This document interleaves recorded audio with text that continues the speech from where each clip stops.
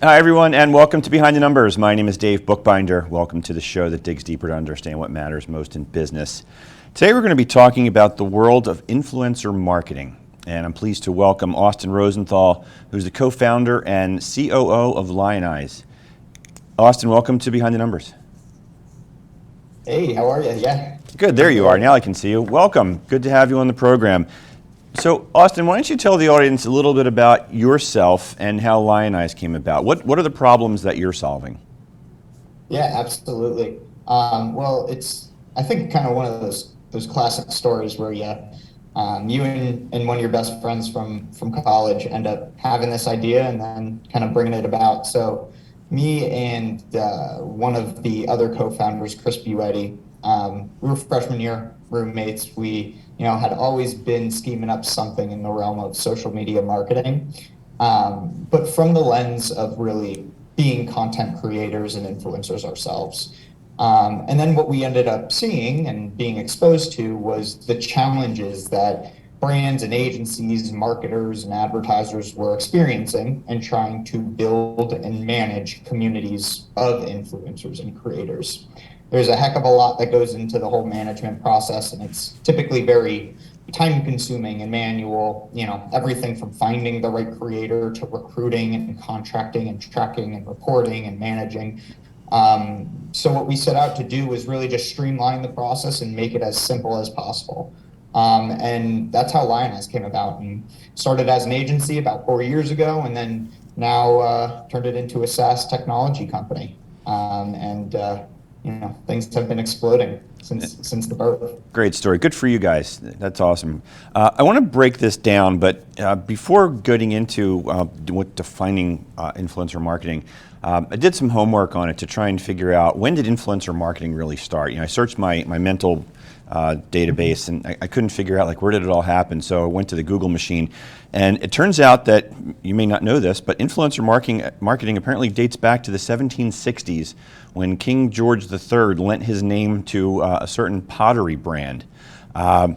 So there you go. It's been around for a long time. It's not this new phenomenon with the advent of TikTok and whatnot. But let's break it down. How do you define influencer marketing? I know that there's several subcategories when we've got celebrities, and I think you mentioned there's a micro and then even a nano level of influencers. Yeah, well, first of all, thank you for teaching me something, because I had no idea that influencer marketing dated back that far.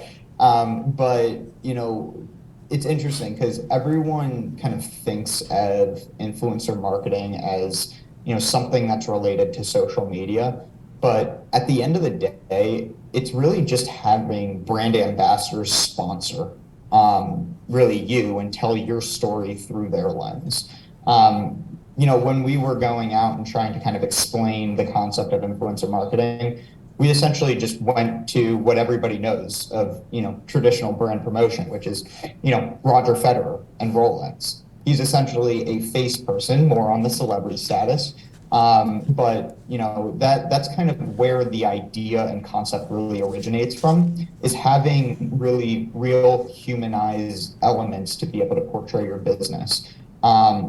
So influencer marketing has now kind of taken on this lens of being really revolving around social media. And to your point, everybody has some level of influence if you have cultivated a following.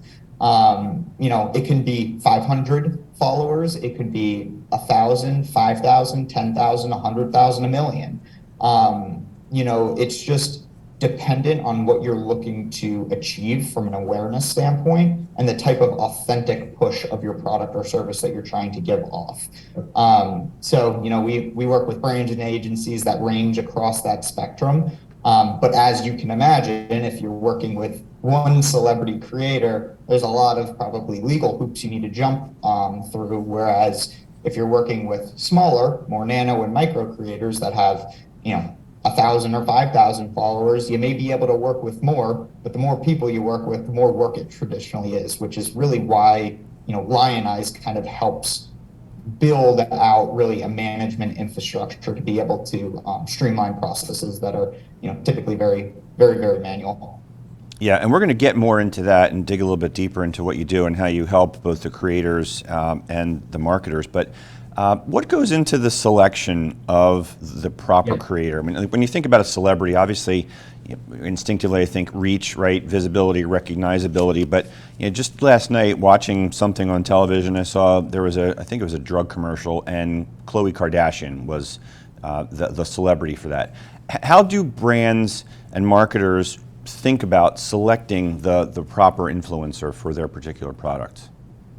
Yeah, and it's interesting you bring the selection of who you want to work with up is, at the end of the day, the person and who they are needs to be able to resonate with the brand. And there's a couple of different layers to it. One that's more, is this the right person to be portraying the brand, the message, the movement? Do they have similar struggles, or they fall within a similar product line? You mentioned, the Kardashians, typically in beauty and cosmetics, but of course can stand for various other causes and things along those lines. So one, it's on the personal level. Does this influencer resonate with who we are as a brand? But then it's also, you have to think about who is following that individual and who has really turned to them as an outlet or a channel of information and knowledge. So when you're going into the selection process, you need to, one, make sure that this influencer, creator, or really person for that matter, resonates with your brand and can tell your brand through the right, the right lens. But also, who does that influencer have, as a following base, and are we connecting well with them to be able to tell the story to the right people? Is the other side of it as well. Yeah, look, when I was growing up, there was no such thing as being an influencer in the marketing space, or a TikTok or YouTube star. Relatively new phenomenon, and I know folks have aspirations to do that. But where's the bar set, Austin, in terms of reach and authenticity, in terms of how they can become a legitimate influencer where brands begin to recognize them as such?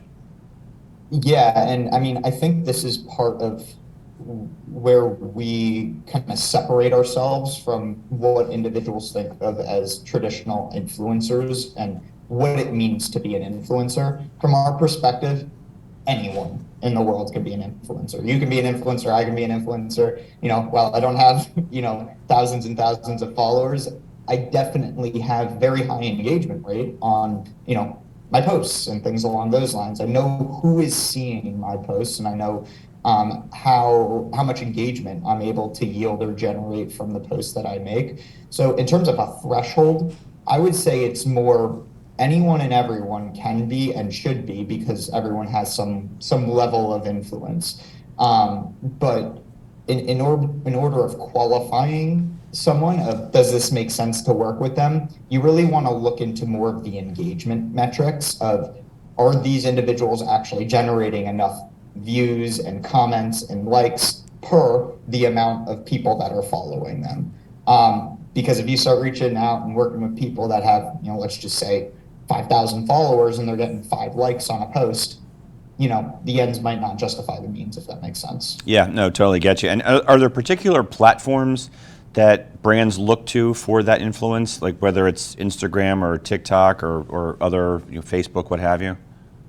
Yeah, I would say in terms of benefits and effects that influencer marketing can have in, whatever constitutes success for the initiative. Generally, Instagram yields the highest return on your investment, but there's a much larger population of creators to be able to work with. We have seen just an influx of demand when it comes to TikTok, and YouTube is absolutely a huge channel as well, but those are more long form types of video production. They are actually moving in the direction of offering some short form types of creative solution, but from what we have seen, it's really those three are the main channels that there's the highest demand for from an influencer marketing standpoint. Gotcha. Austin, we're about to bump up onto a commercial break here, but before we do, why don't you tell the audience how they can reach out to connect with you, or if they want to learn more? Yeah, absolutely. I mean, you can reach out to me. My email is austin@lionize.ai. And you can connect with me on LinkedIn or Instagram. Honestly, anywhere I'm available. And yeah, just wherever you can reach out, I'm happy to have a conversation. Yeah, you're a guy I would expect to be on all social platforms, right? Yeah, I think that's a requirement. Exactly. All right. Austin, sit tight. You at home watching, listening, you hang in there as well. We're going to take a quick break here, and we'll be right back after we pay a few bills.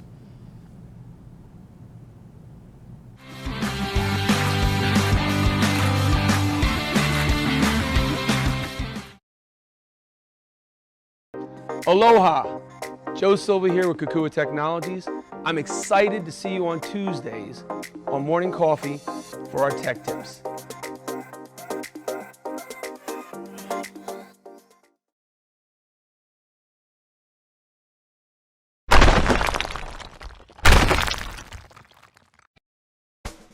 Let's face it, lawyers get a bad rap.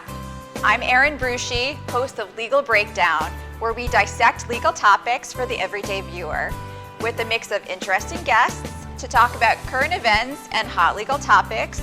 Let's work together to make the law accessible and relevant to everyone. Catch us every week on RVN Television.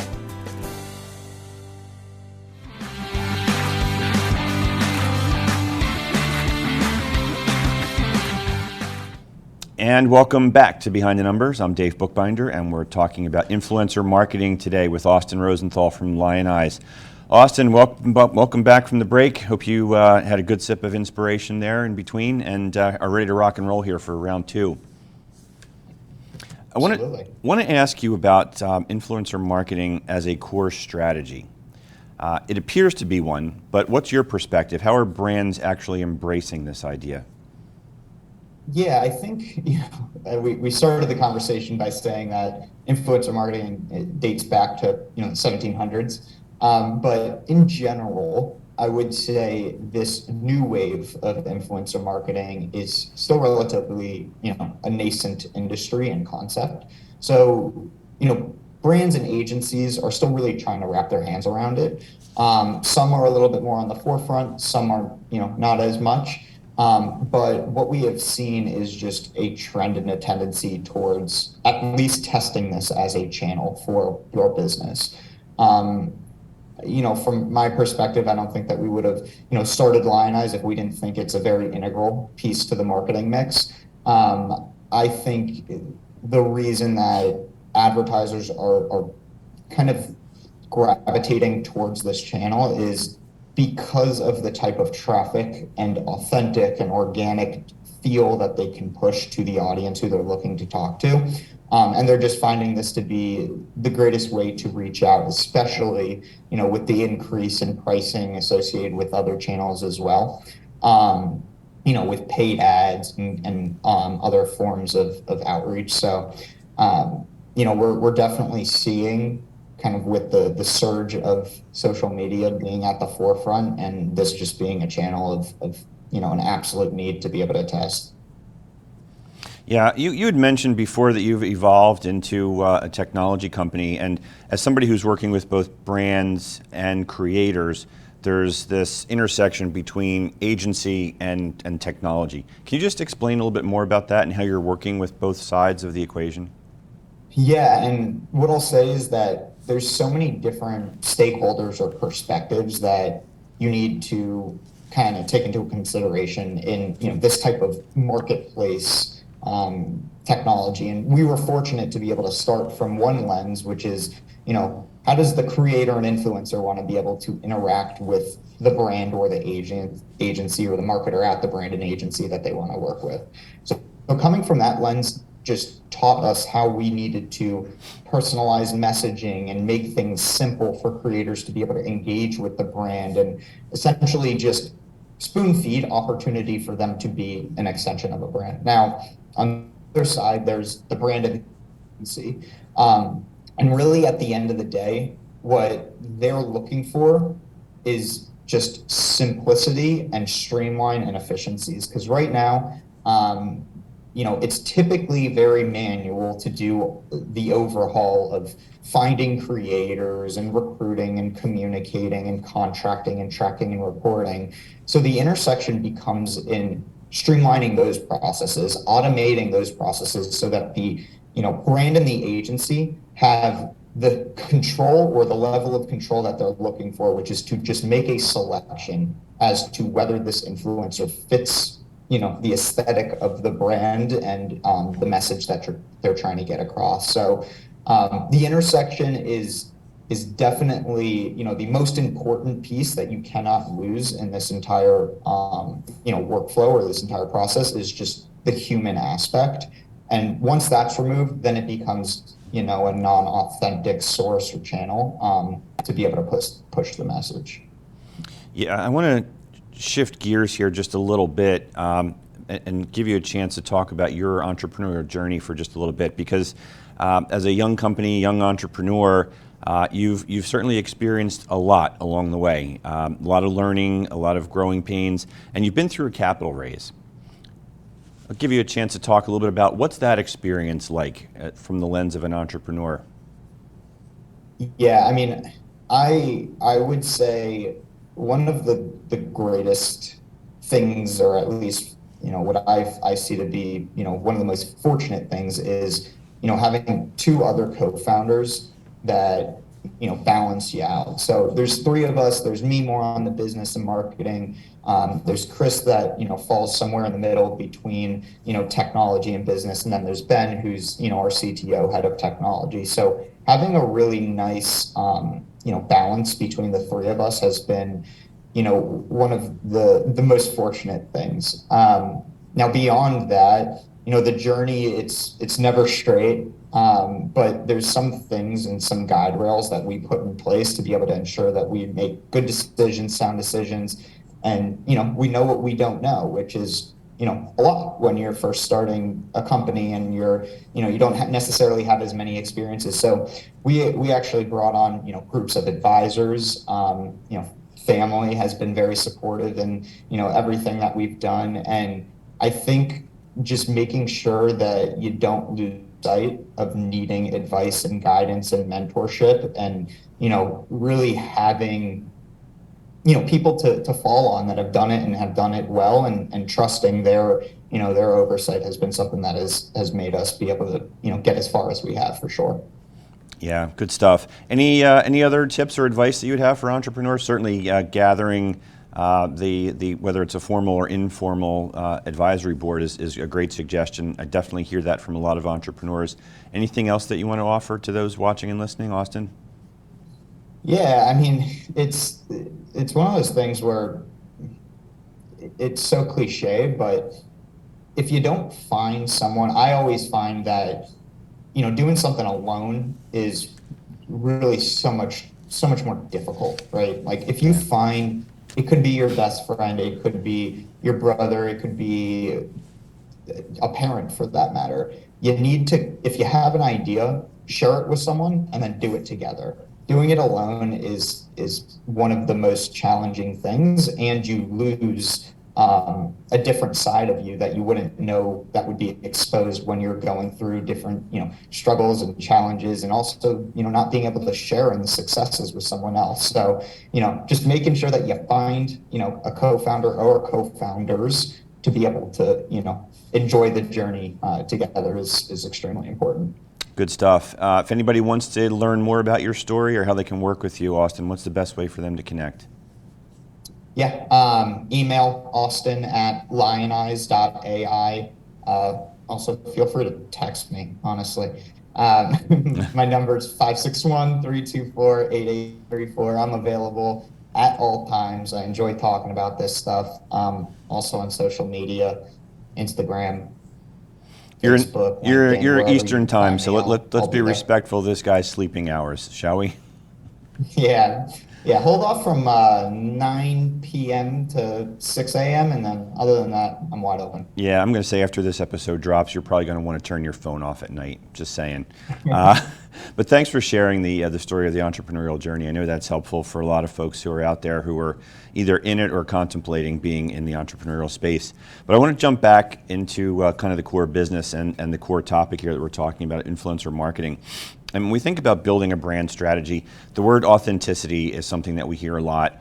And you alluded to it before when we talked about, a celebrity, if you will, that may have an experience where, making stuff up here, maybe they're a diabetic, so you would expect to see them doing a commercial for a diabetes drug.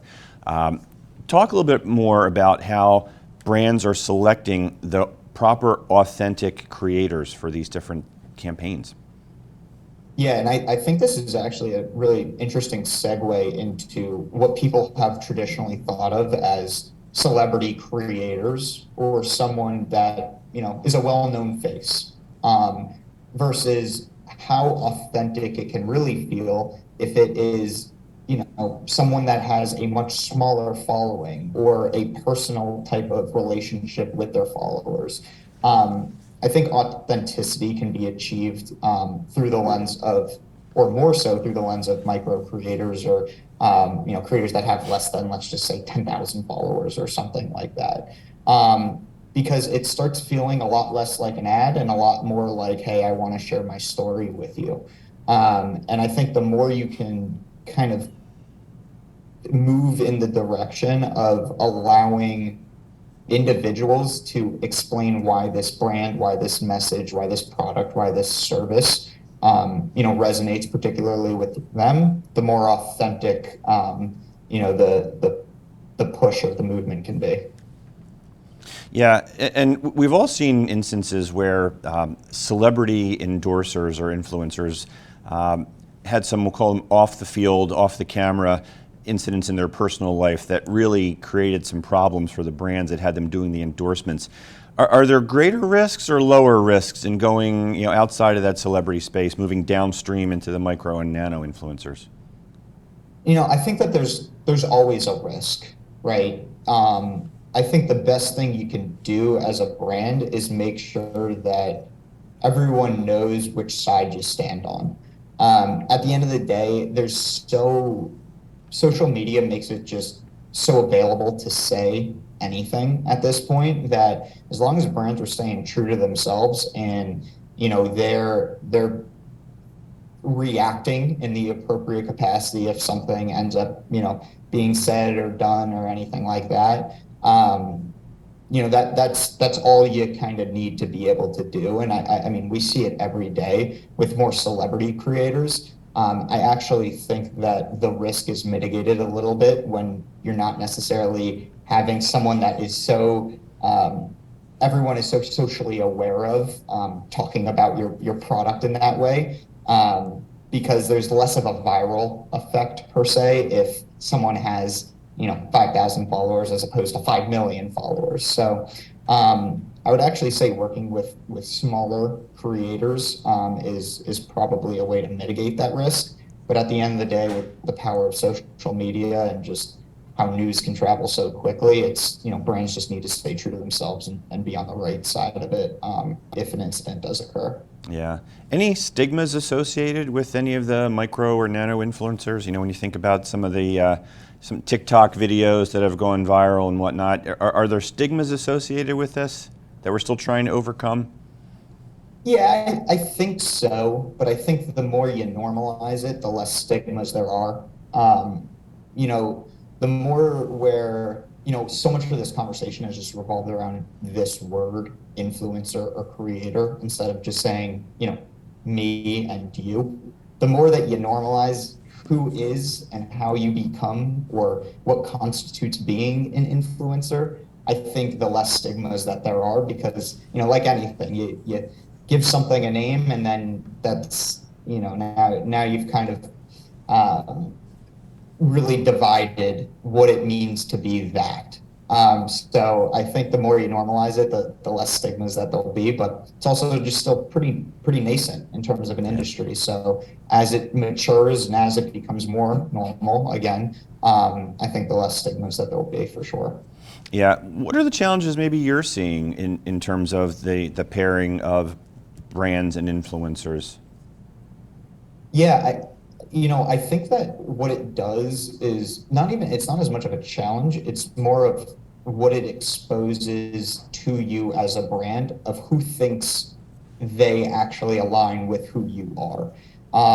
Because a lot of brands say, this is who we are as a company, and this is the type of person we want wearing our clothing or communicating our message. But once you start seeing all of these influencers or creators apply to your program and say, hey, I'd like to be a part of your campaign, it's really just broadening your horizon of who you think should be advocating for who you are. Because everyone thinks, oh, I have such a narrow, customer base, or this is who I should be talking to. But if you kind of step beyond that, you're really, exposing yourselves as a brand to a much larger audience that you might not know exists. So I would say kind of opening, keeping an open mind. And that's one of the challenges that we do face is saying, we need this exact type of creator where it's, who knows? This person might be able to yield, 10x the ROI of someone who you thought, was the right fit. So kind of just opening up your eyes a little bit there is what I would say. Yeah. Austin, we're down to the short strokes here. We've got about 3 minutes to go here, so I want to keep this brief, but I want to sneak in one last question here for you. In talking about kind of the strata of the size of the companies that you work with, obviously for large companies where they've got large marketing spend, they've got greater latitude to go across the field for celebrities and bigger names.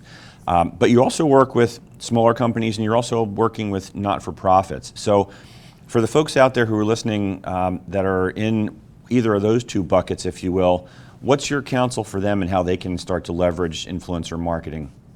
Yeah, and I mean, it's quite simple. That's the reason, one of the main reasons we actually started Lionize was right now there's a huge divide and it's a huge barrier to be able to work with creators. It's time consuming and it's costly. Going to, agencies or other tools or softwares or platforms that are out there. And what we wanted to do was offer something that enables you to test and pilot this as a channel to make sure it is right for you, and then kind of be able to scale it up and have the infrastructure in place to do so once you realize that there is a huge benefit to this channel. So,